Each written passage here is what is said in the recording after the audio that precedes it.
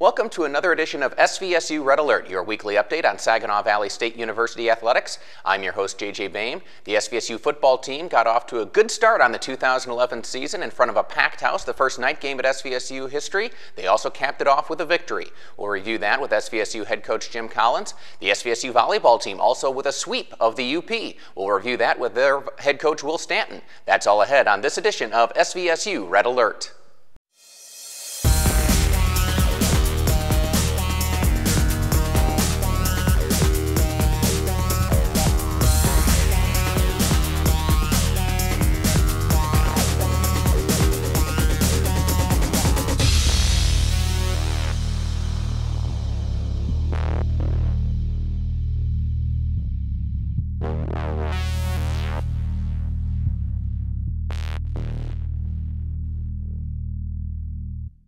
Welcome back to SVSU Red Alert. The SVSU football program debuted lights, a new turf, and a wonderful atmosphere for their home opener, and they rallied in the fourth quarter to get a victory. So I'm joined by SVSU head coach Jim Collins, and pretty much everything you want in game one, right? Exactly, JJ. A lot of drama, and that was good, but our guys played with great effort. I could see that they were energized by that great crowd that we had.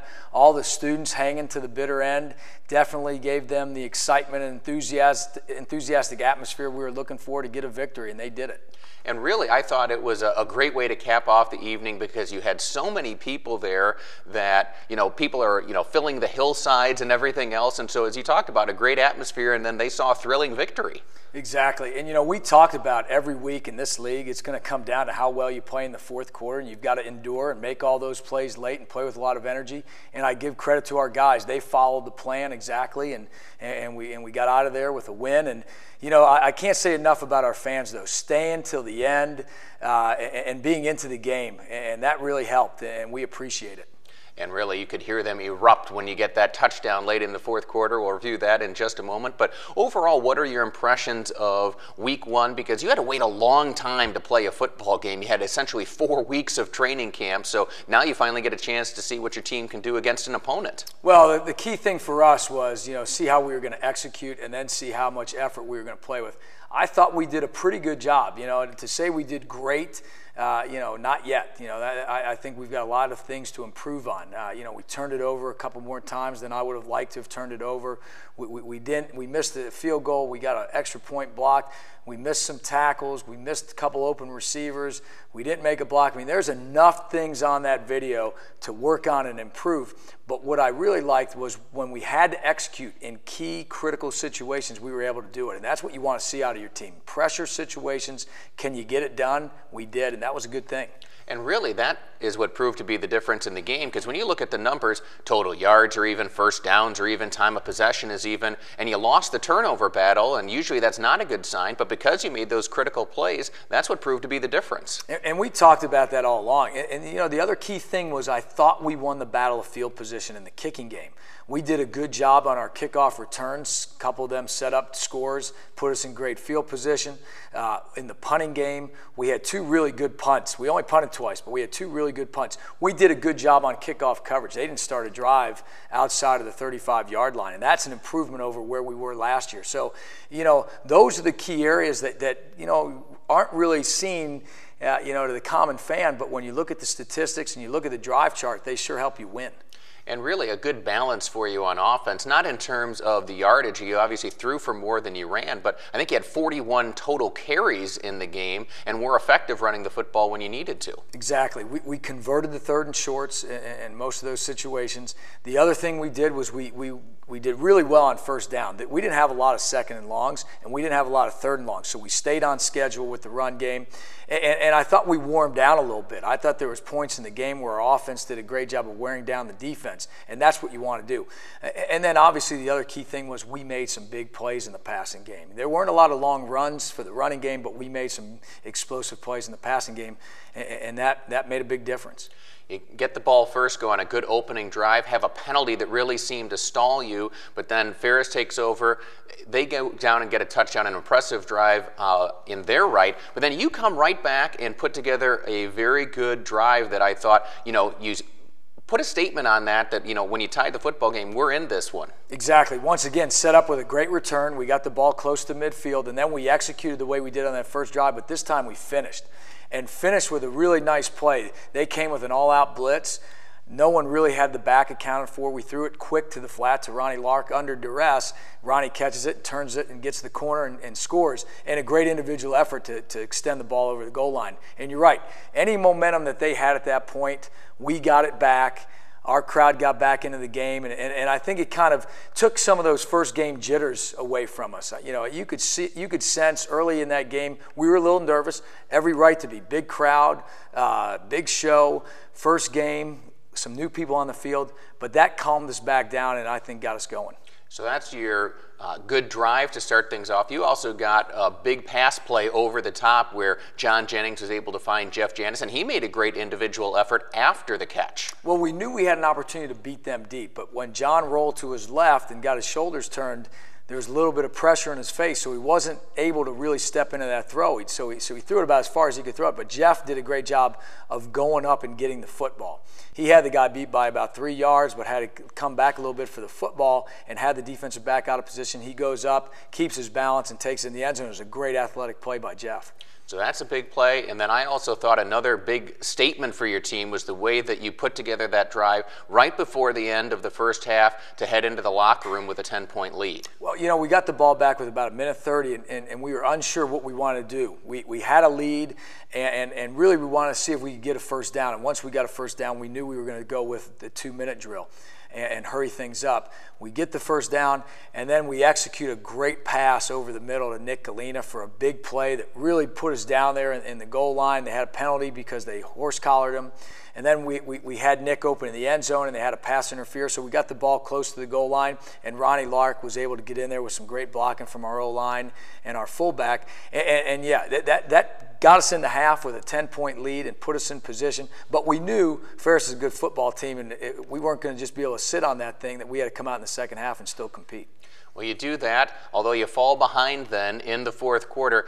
Talk to people about that closing drive, because I thought that was a very impressive drive. You go 10 plays, 55 yards, and you close it out with a touchdown. Well, once again, set up by a great return from Tim Hogue. We get the ball right around midfield, but we had to execute a couple third downs on that drive, critical third downs, and both third down throws were to Nick Galena. 3rd and 3 that we hit Nick on, and then a 3rd and 1 we hit Nick on, and we got them in a man coverage close to the goal line, and we were able to execute a man route.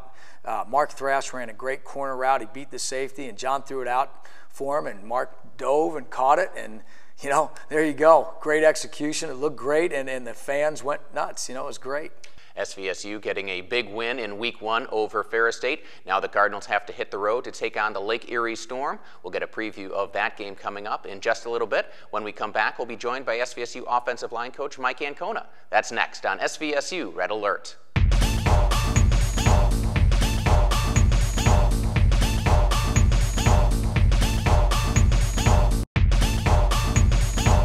This week, Spring Hill Suites Female Athlete of the Week is Katie Fitzgerald. Fitzgerald, a senior middle hitter for this SVSU women's volleyball team, used her consistency and leadership ability to key the Cardinals on their victorious road trip in matches against Northern Michigan and Michigan Tech. Fitzgerald posted 12 kills in the triumphant victory over the Wildcats, including a hitting percentage of .588 and 3 blocks. Fitzgerald was also instrumental in the victory over Michigan Tech, resulting in 10 kills, 4 service aces, 6 digs, and 3 blocks.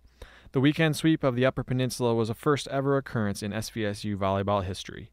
Katie Fitzgerald, your Spring Hill Suites Female Athlete of the Week.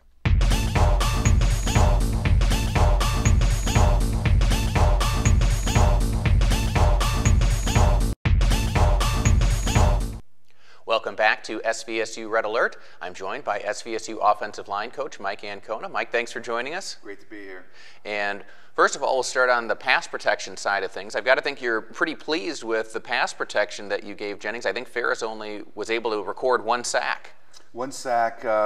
It's early in the season. We got some work to do. We had 1 or 2 missed assignments there that maybe rushed John a little bit. But like I said, early on in the season, we make our adjustments. We're going to fix that, and we're going to get better. You know, I'm very fortunate. I got a group of guys that work real hard.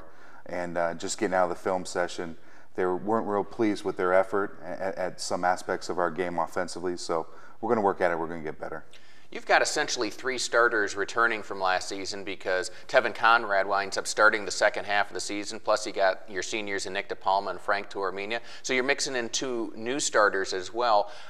Did the extra long camp help that process in terms of getting them to play on the same page? Exactly, yeah. The 4 weeks or 5 weeks of camp that we had, 4 weeks I believe, really helped the 2 young guys. You know, Caleb was up with us a lot last year.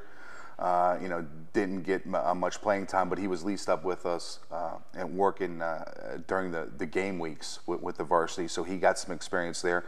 And then Jesse's done a great job, and it kind of helps. You have Caleb, who's a very knowledgeable player, very smart, playing to the right of Jesse, and then you got a fifth-year senior, Nick DePalma, playing to the left. So that's a lot of experience. So that also helps out that position at left guard. Someone you could stick in there new. He's got a guy to the right and a guy to the left that are pretty smart and know and help them out. So yeah, that 4 weeks of practice really contributed to both those guys.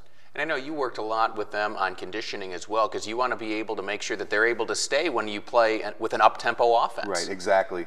And you know, they did a great job over the summer working on their conditioning, and the 4 weeks of preseason camp, we did some extra conditioning after practice, and it was funny, coming off at halftime, how are you guys doing? Are you okay?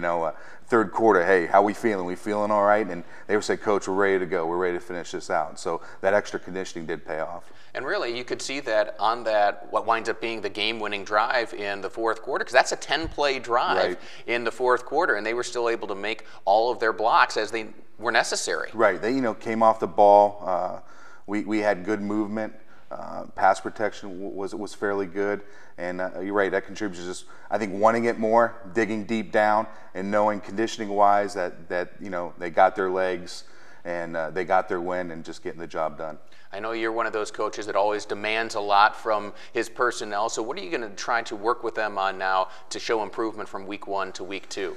Well, up front, it always with steps. Everything begins and ends with your steps, and like I said, after watching the film review, they know at some points of that game we didn't take the right steps, put ourselves in the right position. So that's something we'll continue to work on and get better at. And body position, body demeanor, coming off the ball, we got to get better at that and work drills with that. And the other thing is just landing your punch. We got big, strong guys up there, and if we can just land a punch and move our feet, good things happen. So all that aspect, it's very simple, but yet you got to drill it over and over and over until it comes second nature. And it's interesting because the average person watches what goes on in the trenches, and they think it's just kind of a wrestling match, but there is a lot of technique that has to be involved in order to do it properly. Oh, very much so. We talk about, you'll hear me, sometimes I sound like a broken record. Take the right step, put your body in the right position to make a block. Have power angles, have some bend in your knee. Make sure our elbows down, thumbs up when we punch, to have a little power, to incorporate all the muscles in our upper arm and our upper body. So you're right, it is more than just wrestling with guys. It's making sure you have the right technique and coming off the ball, and have an attitude too. Have an attitude that, hey, I'm gonna take the right step, do the right thing, and I'm gonna knock the crap out of the guy across from me. Well, it certainly seems as though that's something you were able to accomplish when you needed to, especially at the critical moments in week 1, and hopefully you can continue that on into week 2 as you take on Lake Erie. Coach Ancona, thanks for joining us. Thanks for having me, JJ.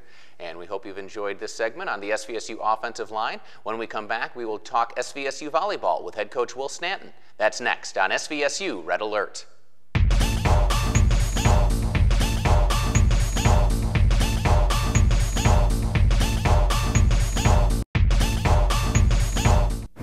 You see them every day, filling their time with empty tasks and outmoded displays of masculinity. They're adult men, and each one is precious. Fortunately, there's help. Right now, there's boys like me ready to be matched.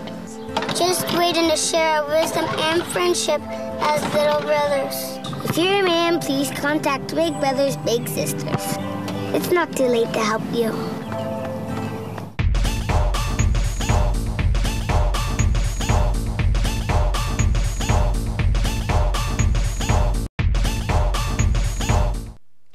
Welcome back to SVSU Red Alert. I'm joined now by SVSU volleyball coach Will Stanton. Will, thanks for joining us. Thank you, JJ. And you're smiling right now because your team came back and got 2 victories up in the Upper Peninsula, knocking off Northern Michigan and Michigan Tech. That's not easy to do. No. In fact, as far as we can tell, it's never happened before for this program to come back 2-0 from that weekend.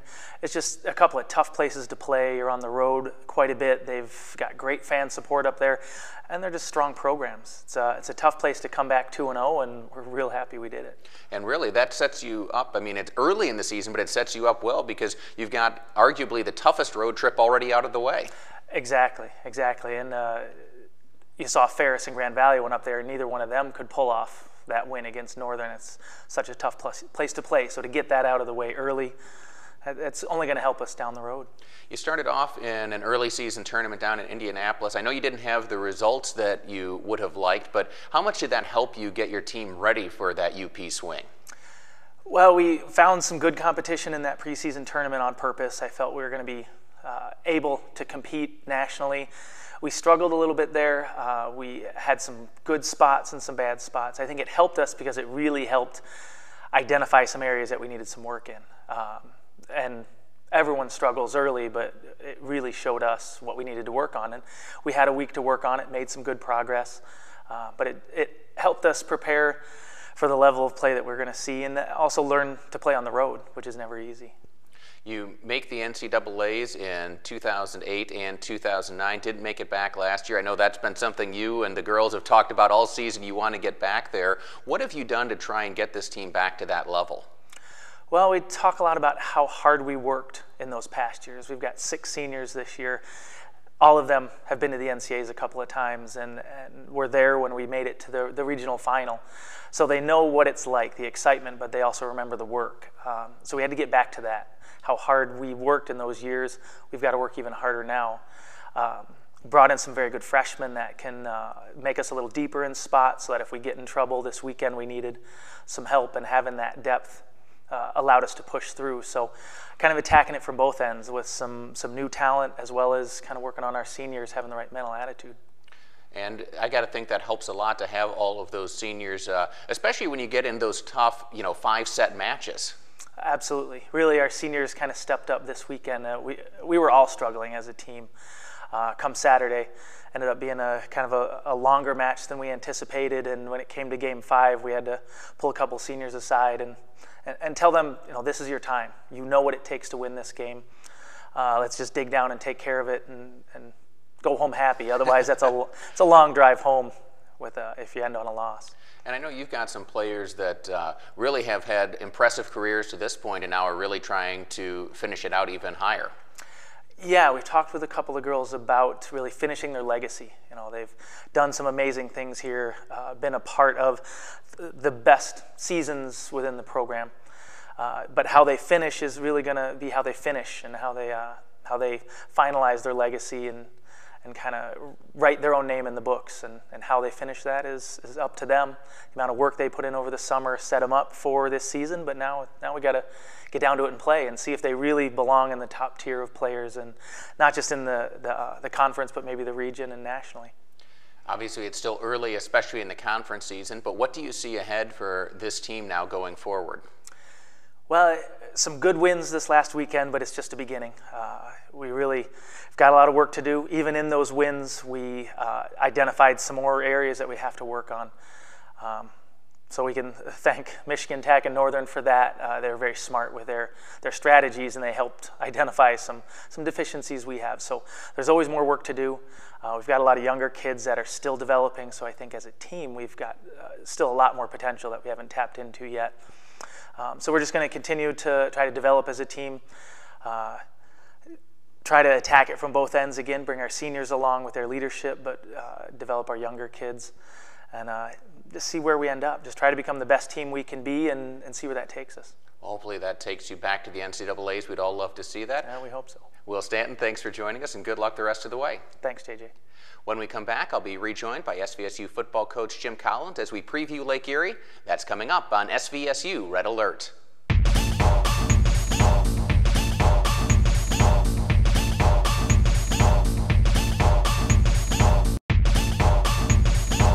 This week, Spring Hill Suites Male Athlete of the Week is Jonathan Jennings. Jennings, a sophomore quarterback for the SVSU football team, hooked up with fellow sophomore Mark Thrash on a diving 10-yard touchdown grab for the game-winning score late in the fourth quarter of Saginaw Valley's season-opening victory over Ferris State, 30-27.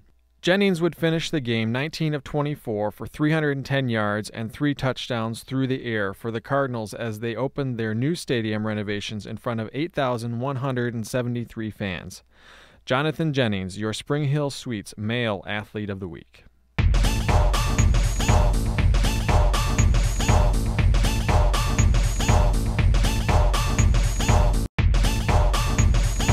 SVSU football with a Week 1 win over Ferris at home now heads on the road to take on Lake Erie College, and I'm rejoined by SVSU head coach Jim Collins. And Coach, this is a team in Lake Erie that gave some people problems last year, particularly late in the season. They got a win Week 1 against Gannon, then lost to Michigan Tech. So you're playing a football team now that they realize they want to get things going their way, and you get to see how your team performs on the road.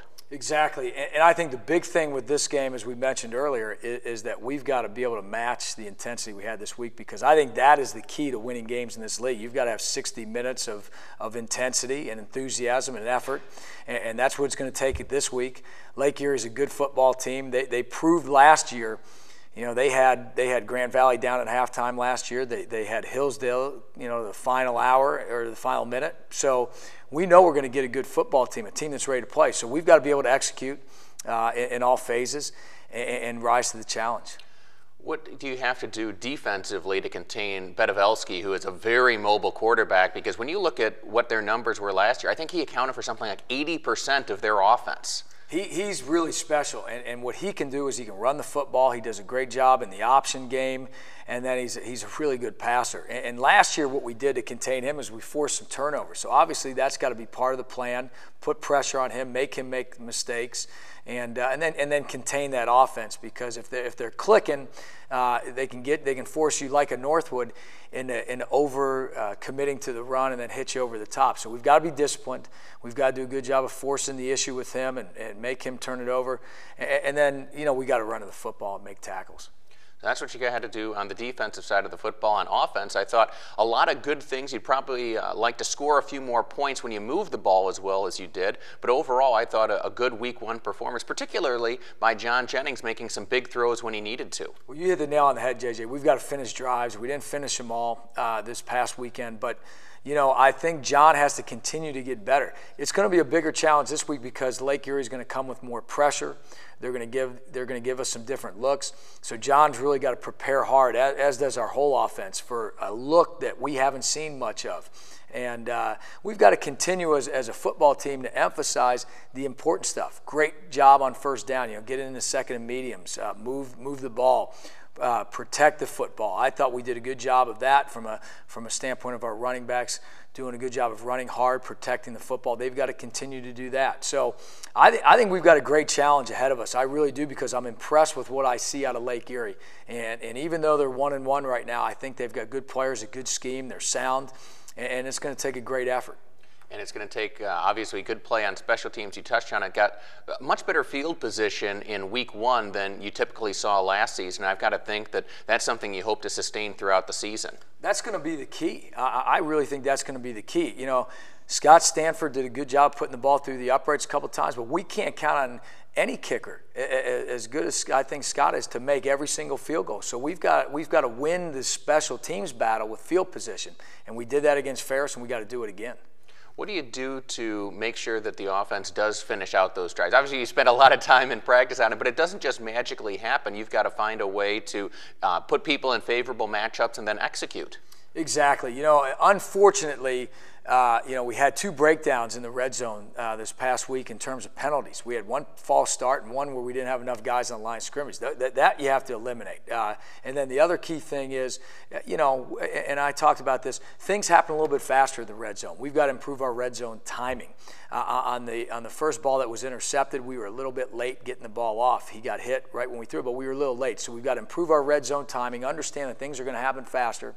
And those are all correctable things. So I think we just got to continue to work hard at it.